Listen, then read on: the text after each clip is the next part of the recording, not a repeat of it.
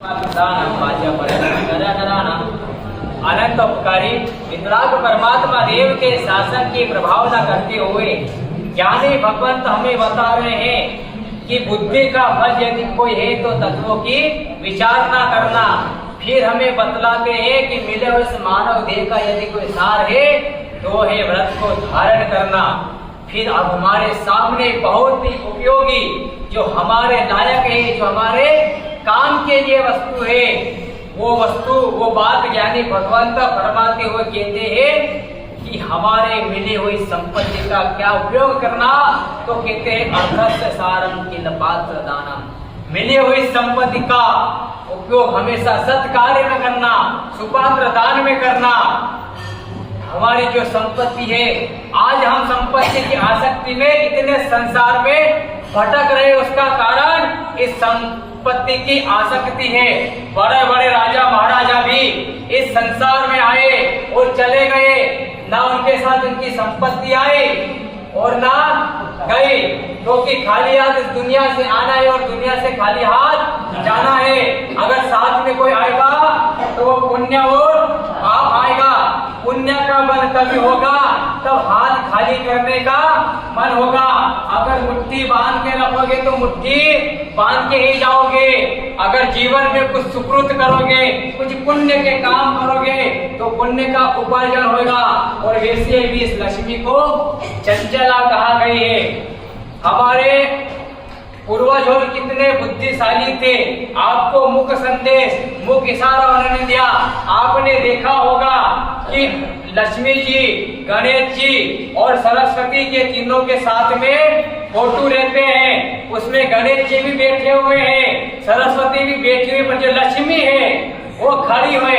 तो हमारे जो पूर्वज है वो हमारी तरफ इशारा करते हुए कहते हैं कि जिसके लिए तुम दिन रात एक मेहनत करते हैं वो खड़ी है, और जो खड़ा रहता है वो कभी चले जाता है। क्योंकि जो लक्ष्मी है ये पूजा के काबिल तो है मगर विश्वास के काबिल नहीं है, और जो सरस्वती है वो पूजा के भी काबिल है और विश्वास के भी काबिल है। क्योंकि आपने सुना होगा कि एक करोड़पति कल का रोडपति हो गया और एक रोडपति कल का करोड़पति होगा, ऐसा आपने सुना होगा। पर आपने कभी ऐसा नहीं सुना होगा कि एक विद्वान वो मूर्ख हो गया। कभी सुना आपने? क्योंकि लक्ष्मी का काम है चंचला। लक्ष्मी आती भी जल्दी है और जाती भी जल्दी है। पर सरस्वती का काम थोड़ा उल्टा है, वो कभी जल्दी आती नहीं, और अगर एक बार आ जाती है तो फिर कभी जाती नहीं। और लक्ष्मी तो खड़ी है, कभी चले जाएगी, और सरस्वती बैठी है इसलिए कभी जाएगी नहीं। और वैसे भी लक्ष्मी का वाहन क्या है? कुंवर। लक्ष्मी का वाहन है उल्लू। लक्ष्मी का वाहन उल्लू है, तो वो उल्लू भी आपको संकेत दे रहा है, इशारा कर रहा है। वो कह रहा है लक्ष्मी का वाहन जो मैं कुंवर हूँ, मैं उल्लू। लक्ष्मी आपको किस दिन भी उल्लू बना देगी।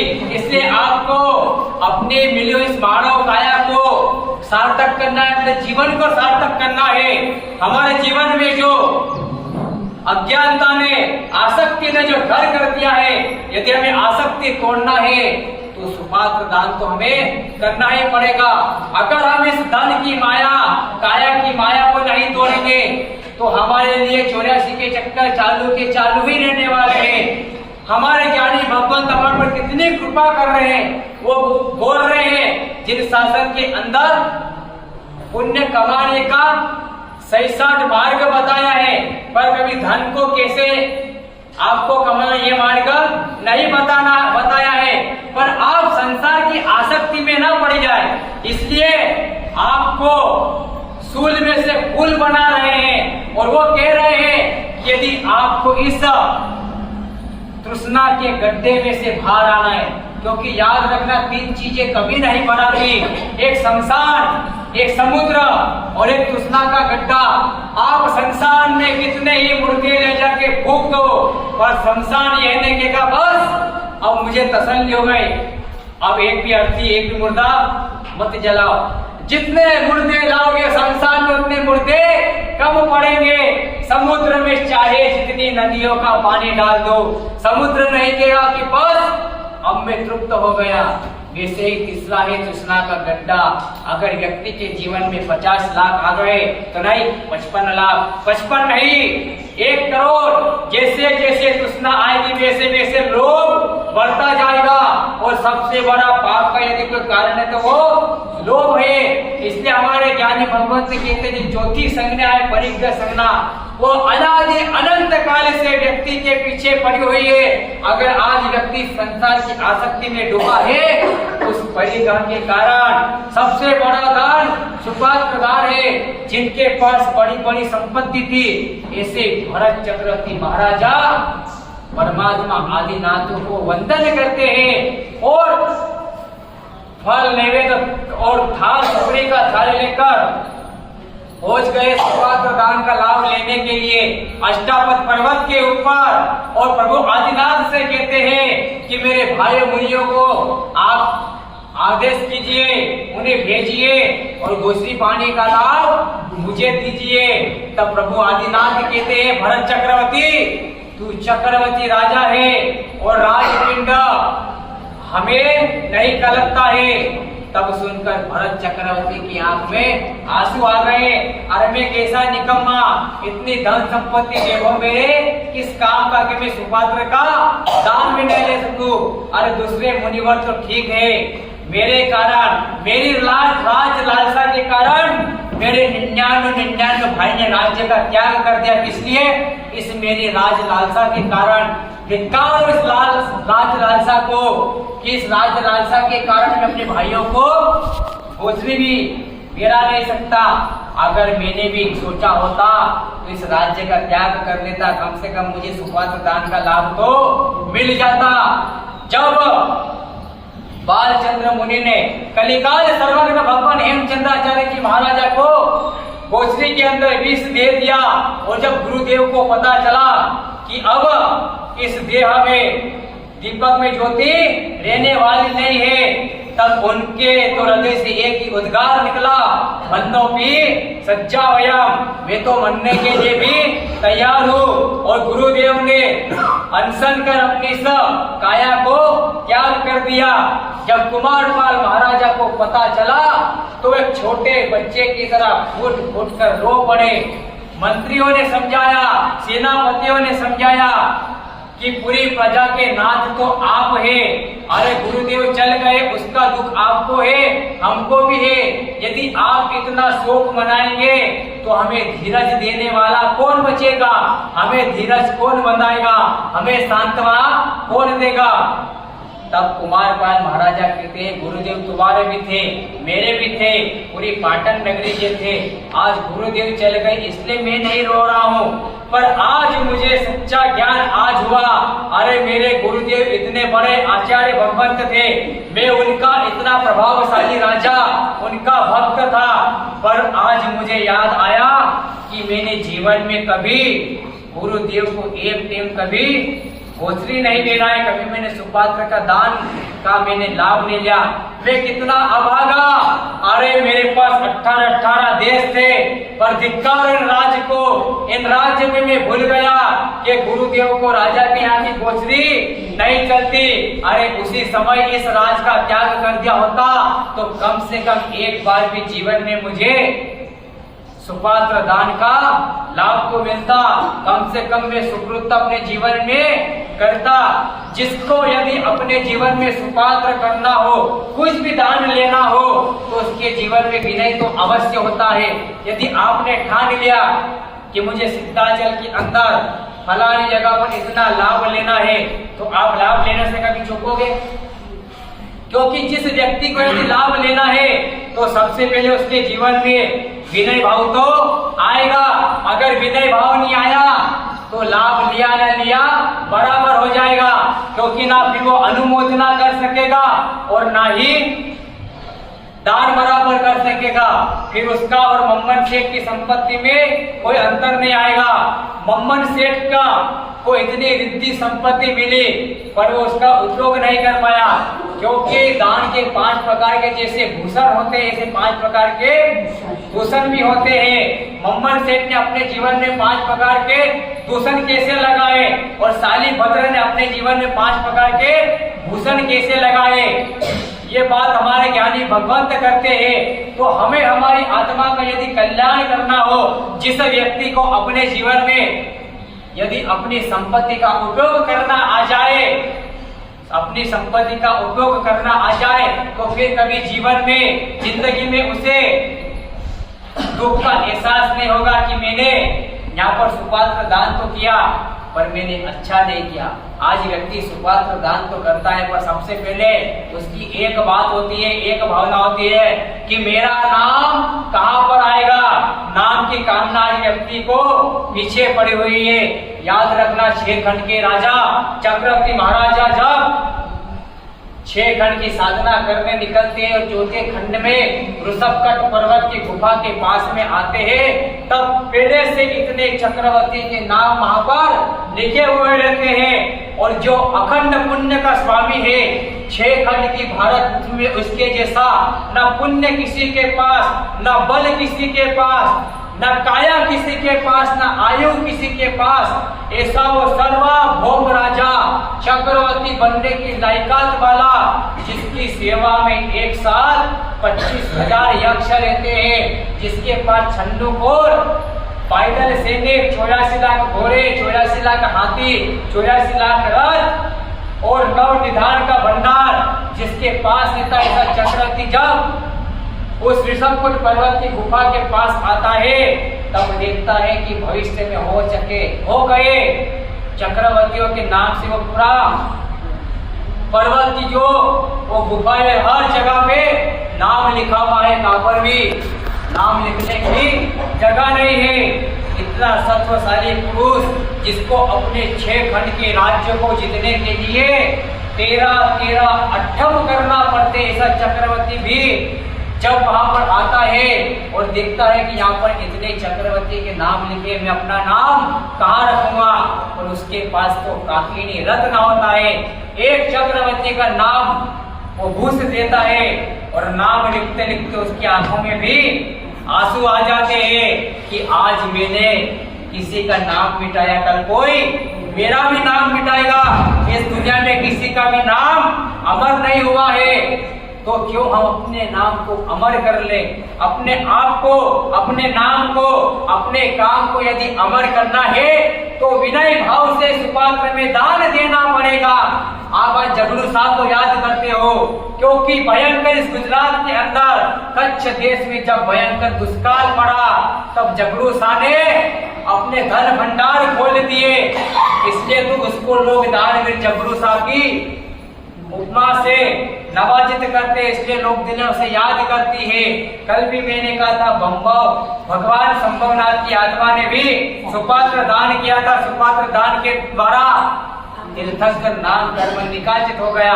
प्रभु महावीर भी कहते हैं, जो सुपात्र में दान करता है, व्ययावच करता है, और 7 क्षेत्र के अंदर, 7 क्षेत्र में क्या क्या आते हैं? साधु, साथी, सावक, साधिका, जिन बिंबा, जिन आगा और जिन प्रतिमा, ये 7 क्षेत्र होते हैं। इनमें जो दान करता है वो व्यक्ति भी तीर्थंकर नाम कर्म निकाचित कर सकता है, पर उसके लिए सबसे पहले हमें विनय भाव चाहिए। वो पिता पुत्र का त्रिवेणी संगम, झांझट सा, पेथर सा और देदा सा। सबसे पहले पेथर सा मंत्री के पिता देदर सा उपास में जो उनका घी का व्यापार था, और घी के जो व्यापारी होते हैं उनके कपड़े हमेशा मेले कचूले होते हैं। एक जगह दर्शन करने पहुंच गए। जो श्रावक होता है वो हर गांव में यदि देरासर हो, उपास में हो, तो देरासर में दर्शन करने जाएगा और उपास में गुरु वंदन करने जाएगा। आप इतने दिन से पालीताना में हो तो आपके दिल में इच्छा होती है कि तलेती आगम मंदिर, जम्बूद्वीप, उसके अलावा भी इतने सारे मंदिर है, उपास्य है, क्यों ना प्रभु के दर्शन करने जाऊं और इतने गुरु भगवंत को वंदन करने जाऊं, क्योंकि वंदन से पापों का निकंदन होता है। जो वंदना करता उसके भी पाप का भुक्का बोला जाता है। श्री कृष्ण महाराज ने कितने हजार मुनियों को वंदन करे? 18,000 मुनि को वंदन करने के कारण श्री कृष्ण महाराज ने कितनी नरक तोड़ी? 4 नरक जो बंधने वाले थे, और नरक का निवारण इस बंधन के कारण हो गया। तभी तो कहते हैं बंधना हो पाप निकंदना। आज आप लोग भी बंधन करते हो, पर आपके बंधन में कुछ न ठाम मिले ना ठिकाने मिलते हैं। सबसे पहले तो आप मुझे बजा, आपको वंदन करना आते? वंदन करना आते आप?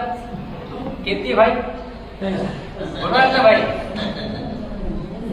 आप रोज वंदन करते हो, वंदन करना आपको आते हैं? एक पिता पुत्र रोज वंदन करने के लिए आते थे। रोज सुनकर पिता को भी थोड़ा वंदन करना आ गया, पुत्र को वंदन करना आते थे।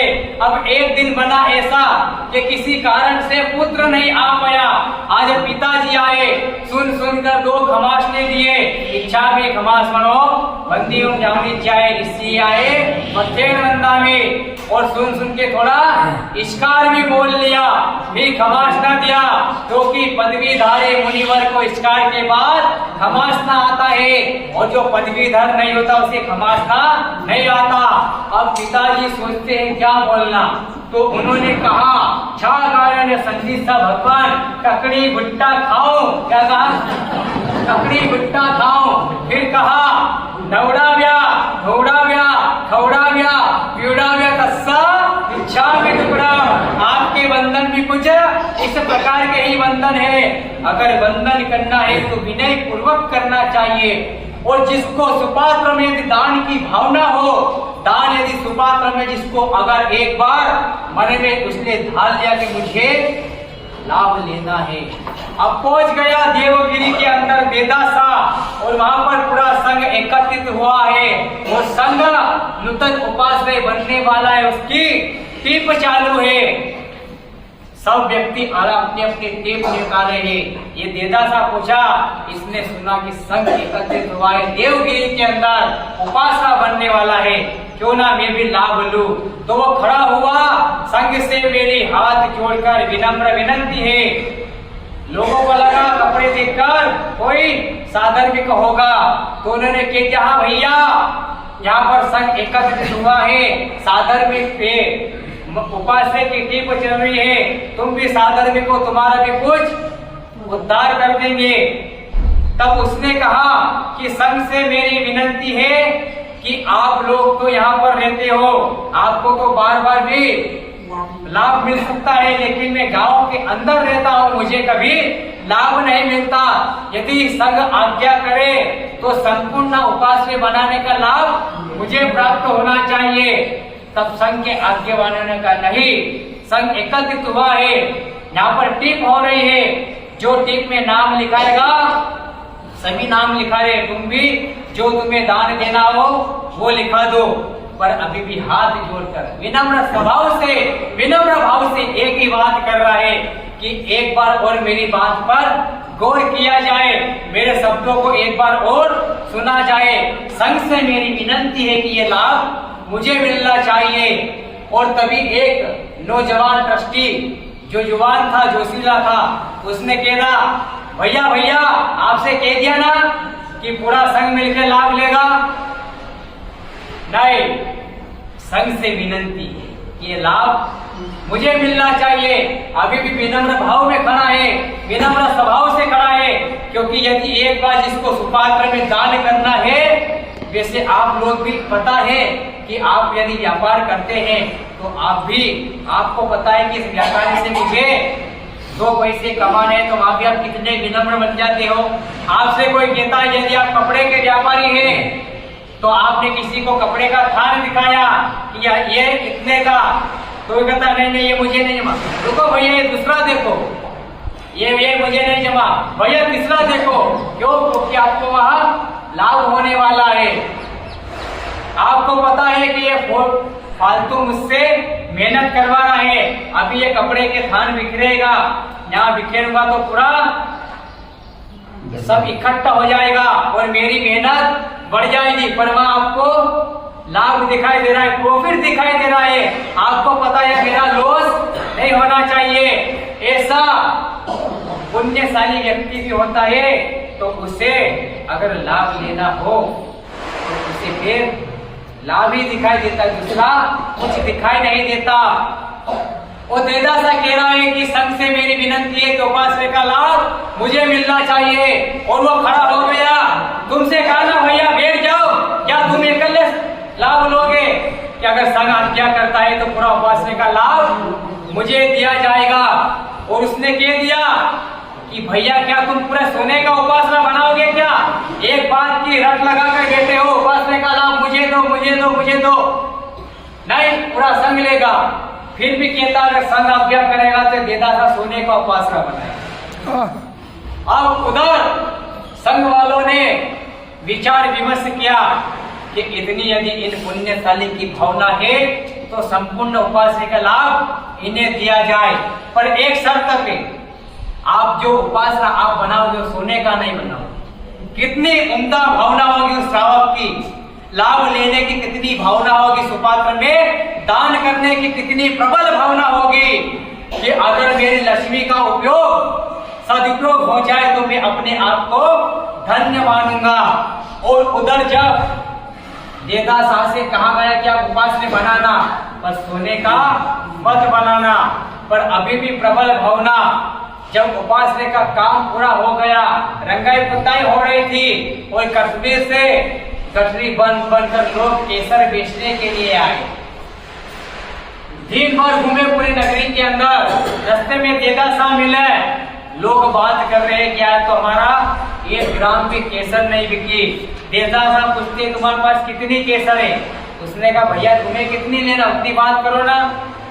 उसने कहा जितनी तुम्हारे पास है सब केसर मुझे चाहिए, क्योंकि मैं उसने मन में सोचा मेरी प्रबल भावना थी मैं सोने का उपास्य तो नहीं बना सकता, पर उपास्य में कलर तो इस केसर का कला सकता हूँ।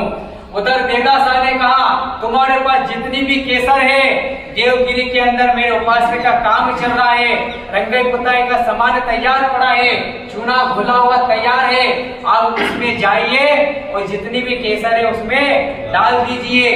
वो दोनों एक दूसरे का जो व्यापारी थे वो मुंह देख रहे हैं, पैसे देगा कि नहीं देगा, पर जिसके अंतर में लाभ की भावना बैठी है, हाथों हाथ पहले उसने पैसे दिए और कहा पहले पैसे लो, उसके बाद जो देवगिरी में मेरा उपासना बन रहा है माँ, इस केसर को डाल के आ जाओ। इतिहास गवाह है उसने सोने का उपासना तो नहीं बनाया, पर अपनी संपत्ति का इतना सदुपयोग किया कि उपासना सोने की जगह पर केसर के कलर में भी बना दिया।